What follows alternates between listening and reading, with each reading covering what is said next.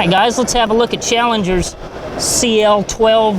One of the first things I notice about this unit is triple telescoping arms. Look how long that arm telescopes out. Over halfway in between the columns. Great big ultra heavy duty lift. Great big arm locks. Great big everything. Look at the welds on this thing, are just beautiful. Of course, the production version does not have the fancy paint system on it, the fancy paint. It also, this panel here is also an option that's not standard equipment.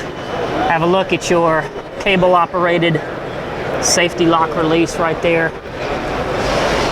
Huge, thick construction on this unit.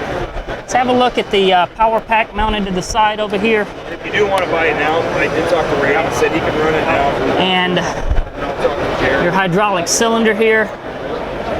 Direct drive hydraulic cylinder.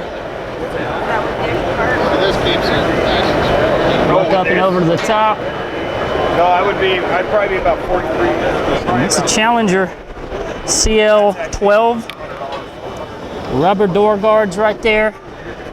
Should also mention the truck adapter kit, I believe, is optional.